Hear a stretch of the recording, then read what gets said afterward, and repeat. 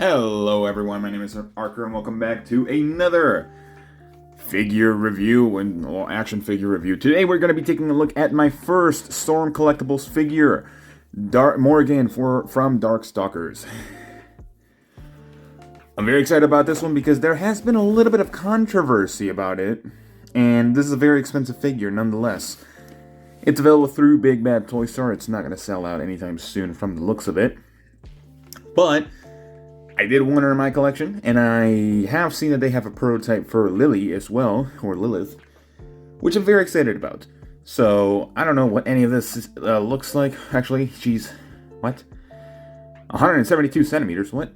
Oh, is that the regular height for her? Is she 172 centimeters? Interesting. But she has some nice packaging. It has some kind of like gloss effect on the packaging itself. Some very pixelated artwork, some of the pixelated stuff from the original games from the looks of it. So without further ado, let's take this gal out and see if she's good.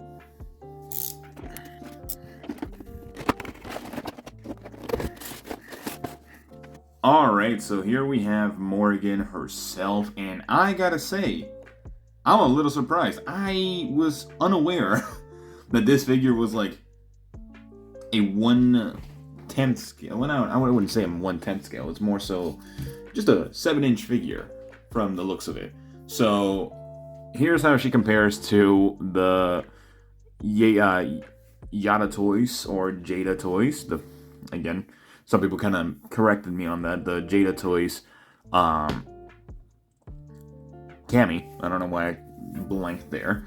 So there is that. And here is how she also compares to the Mafex Spider-Man. Mafex kind of being a 6-inch line. I had no idea Storm Collectibles was 7 inches. I probably should have looked more into that. But she is one of the only postable Morrigans that there is, so I was not gonna miss the chance of getting her. She stands at a whopping 7.5 inches, or 7.25 inches, 7.25 inches. So yeah, she's a pretty tall succubus. I'm still kind of shocked about that.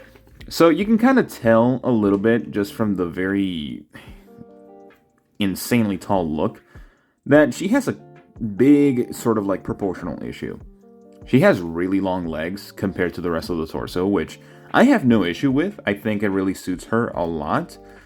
But look at the legs, look at the thigh gap. I'm pretty sure this is the biggest complaint that everyone has had, is the thigh gap. So this is as close as you can get them together. And I have seen a couple of different reviews, and some of them have it worse, where the thigh gap is much bigger. So if you want to get her standing, you're going to have to be a little finicky with her, but you're still going to have such a huge thigh gap in there. Like, my whole finger almost can go through there. I don't know how that went through, but like, just to kind of showcase it with other figures, like, it's not supposed to be that much. Like, I feel like they definitely cut it a little bit too much with the actual sort of like pelvis area here, and it kind of did not work in their favor, because you can get her standing like this, but it looks weird. She needs to have her legs outward like this to look more natural in terms of the hips. But again, just a huge thigh gap. I can get my pinky through there. So yeah, a very odd decision, especially with where the joint is placed at. I feel like the joint is also a big thing where they kind of put it out a little bit too much. But overall, I think she looks pretty cool. She has sort of like the bat designs on there, which is really nice. She's really just a matte finish figure, and she has a nice gradients on the hair for the back. She has a nice ass as well. Pretty well shaped, really. Like, nothing too much of an issue, like comparing it again to the Jada Toys figure. It's pretty well sculpted, not gonna lie. So yeah, this figure looks fantastic nonetheless. So yeah, like even the face sculpt is probably one of the nicest face sculpts I have seen. I will say there were a little bit of complaints beforehand because the face sculpts were probably the weakest thing for this figure, especially when she was revealed. especially with the promotional images. And I'm not going to say that they're perfect because I'm kind of noticing a little bit of like just not straightforward look. Like the highlight of the eye is a little bit more centered on the right eye instead of the left one. So just slight inconsistencies that might happen here and there. I have no big issue with it because, again, from afar you cannot even notice it. It's only if you get too close to it. She has a nice gradients on the skin. It's more noticeable in person, but she has a nice gradients there. No jointed neck, but it does work still. So I'll showcase that in just a second. So focus. Thank you. Please focus, focus, focus. Thank you. All right, so articulation. This figure I am not too familiar with. Again, this is my first Storm Collectibles, so I understand that they are pretty good in terms of articulation. So looking down about that far, you do get sort of like a seamless neck going on, which works pretty decently.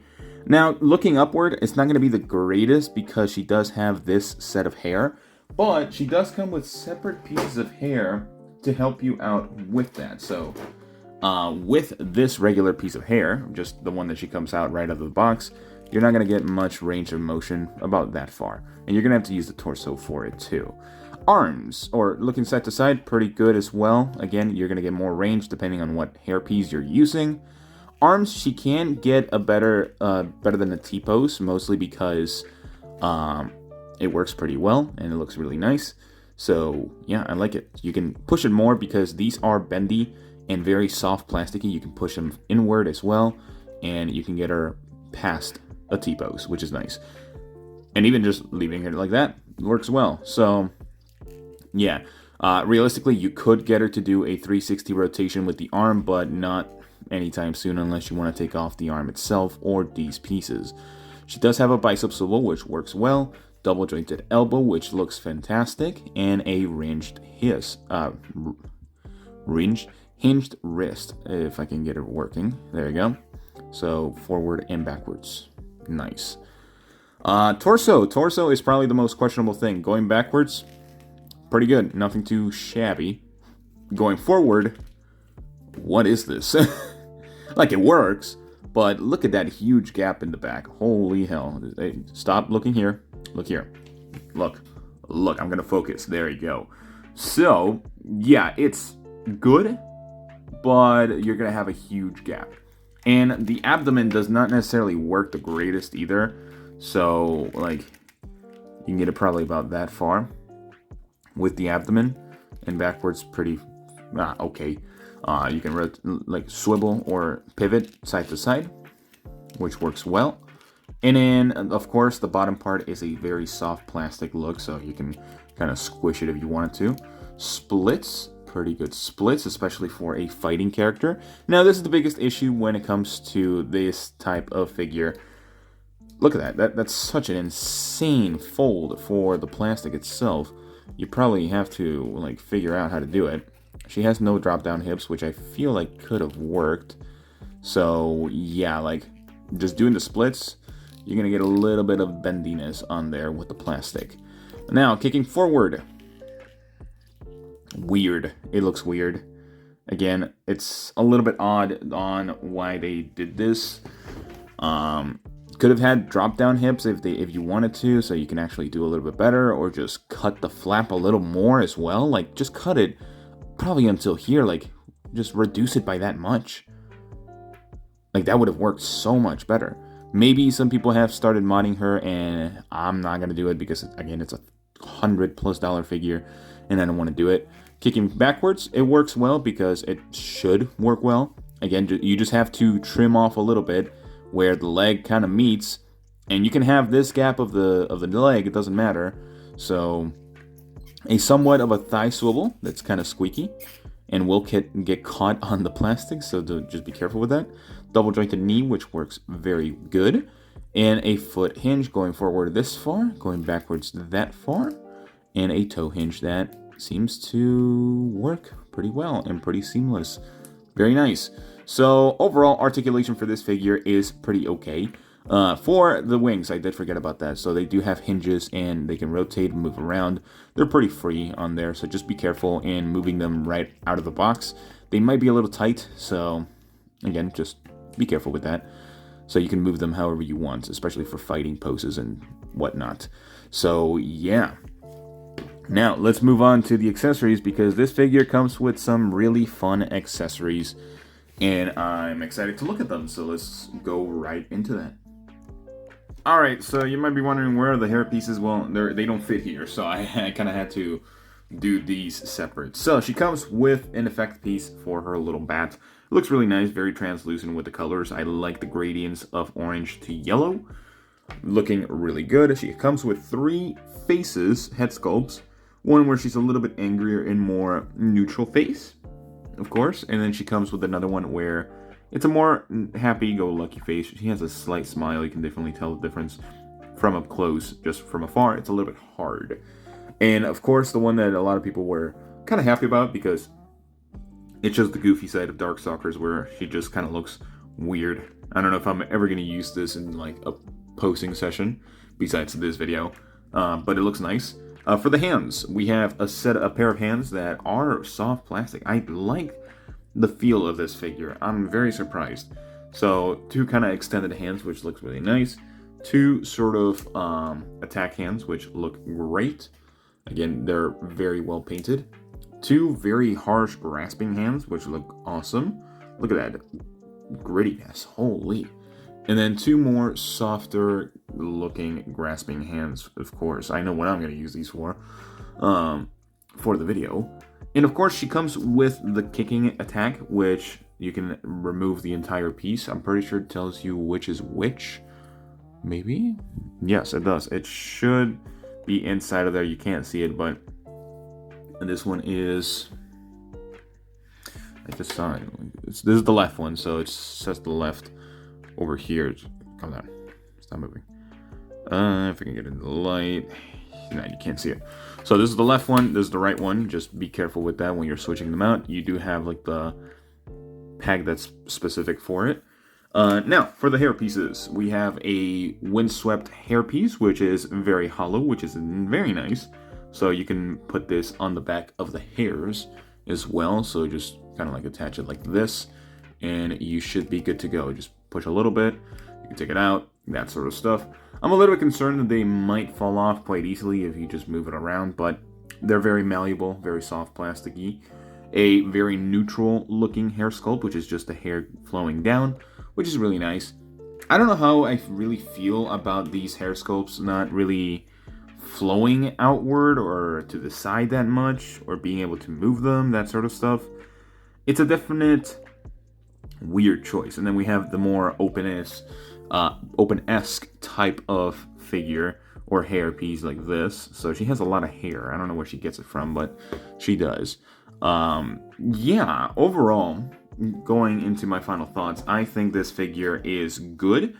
It definitely caught me by surprise by how tall she is, because holy hell, I did not think that she was going to be this tall. Now, her figure is fantastic. She has enormous hips, but that also comes at a disadvantage because the hips, I think the legs are slightly too thin when it comes to closing in the gap. It looks fine from afar. If you get her into a pose, it's not going to be as jarring, especially if you're looking at her directly from the front. So I would not worry too much about it. So there is that. Overall, I'm going to give this figure a 7 out of 10. It's not really the most spectacular figure. She does have really good articulation in some areas. I just think some of the poses might be a little bit hard to sort of hide some of the flaws there. I like the upper torso movement. I like the leg movement, although like the soft plastic, a little bit weird as to how it works and just kind of bends in some areas. They definitely could have done better. And also the pricing, this figure is priced at $110 or $105, I think, at Big Bad Toy Store. And it is a Big Bad Toy Store exclusive from what I know. At least it says it's exclusive. I don't know if you can buy it anywhere else. So, yeah. That's pretty much all the time I have for you guys today. Let me know what you guys think about this figure. Do you like it? Do you not like it? Are you going to snag this figure? to just put her in your collection, because if you collect a lot of like SH figure arts, especially the Street Fighter ones, I would not suggest it because of how big she is. She's gonna outscale each and every single one of your figures. Now I know. But yeah, besides that, I will see you all in the next one. Bye-bye.